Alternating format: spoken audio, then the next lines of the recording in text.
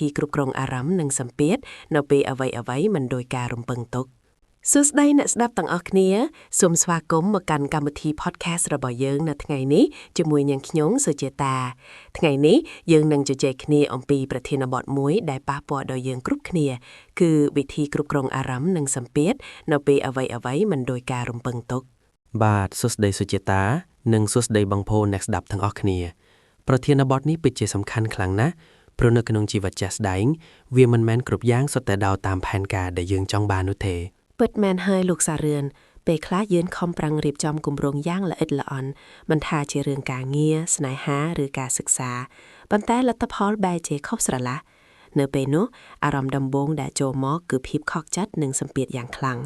តើយើងគួរចាប់ផ្ដើមដោះស្រាយវាបែបណាចំណុចដំបូងបំផុតដែលខ្ញុំចង់ចែករំលែកគឺការអនុញ្ញាតឲ្យខ្លួនឯងមានអារម្មណ៍កុំព្យាយាមបដិសេធថាខ្លួនឯងមិនអីបើអារម្មណ៍យើងកំពុងឈឺចាប់ការទទួលស្គាល់ការពិតថាអ្វីបានខុសបំណងគឺជាជំហានដំបូងនៃការព្យាបាលចិត្តមានន័យថាយើងមិនចាំបាច់ធ្វើជាមនុស្សរឹងមាំក្រពើនោះទេមែនទេ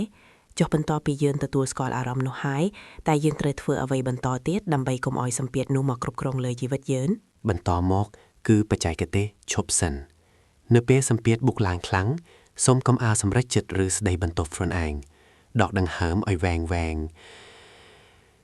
ការដកដង្ហើមជួយឲ្យប្រព័ន្ធប្រសាទយើងស្ងប់ហើយខួរក្បាលចាប់ផ្ដើមមានពន្លឺឡើងវិញដើម្បីមើលឃើញពីមូលហេតុពិតប្រាកដនៃបញ្ហាពិតណាស់ការដកដង្ហើមពិតជាជួយបានច្រើនប៉ុន្តែលោកសារឿនពេលខ្លះសម្ពាធវាមកពីការរំពឹងទុករបស់មនុស្សជុំវិញខ្លួនដែរយើងខ្លាចធ្វើឲ្យគេខកចិត្តតើយើងគួររៀបចំចិត្តគំនិតបែបណាចំពោះសម្ពាធពីខាងក្រៅនេះសំណួរល្អណាស់សុជាតាយើងត្រូវយល់ថាយើងមិនអាចគ្រប់គ្រងការរំពឹងទុករបស់គ្រប់គ្នាបានទេអ្វីដែលយើងអាចគ្រប់គ្រងបានគឺការឆ្លើយតបរបស់យើងសាកល្បងសួរខ្លួនឯងថា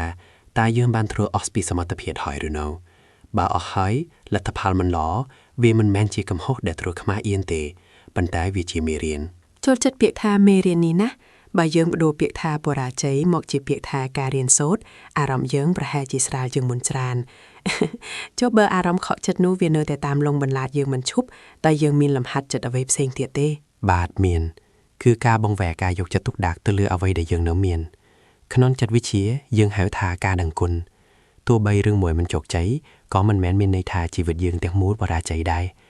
សាកល្បងសរសេររឿងល្អៗ3យ៉ាងដែលនៅតែកើតឡើងក្នុងថ្ងៃនេះទោះបីជាមានរឿងអាក្រក់កើតឡើងក៏ដោយវាហាក់ដូចជាការរំលឹកខ្លួនឯងឲ្យមើលឃើញពន្លឺតូចៗក្នុងភាពងងឹតអញ្ចឹង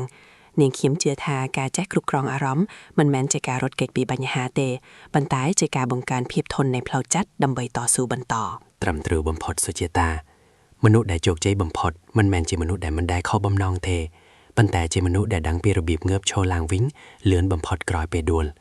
កុំដាក់សម្ពាធលើខ្លួនឯងពេកអីអ្វីនឹងប្រសើរឡើងវិញនៅពេលយើងមានចិត្តស្ងប់អរគុណខាងណាស់លោកសារឿនសម្រាប់ការចែករំលែកដ៏មានតម្លៃនៅថ្ងៃនេះនាងខ្ញុំសង្ឃឹមថាអ្នកស្ដាប់គ្រប់រូបនឹងទទួលបានកម្លាំងចិត្តនិងវិធីសាស្ត្រថ្មីៗដើម្បីប្រឈមមុខនឹងសម្ពាធក្នុងជីវិតបាទដោយក្តីរីករាយសូមជូនពរអ្នកស្ដាប់ទាំងអស់ឲ្យមានផ្លូវចិត្តរឹងមាំនិងឆ្លងកាត់រាល់ឧបសគ្គដោយស្នាមញញឹមជាចុងក្រោយសូមកុំភ្លេចថាវាមិនអីទេបើថ្ងៃនេះមិនដោយការរំពឹងទុកព្រោះថ្ងៃស្អែកនៅតែមានឱកាសថ្មីសម្រាប់យើងជានិច្ចសូមជម្រាបលានិងជួបគ្នានៅភាគក្រោយ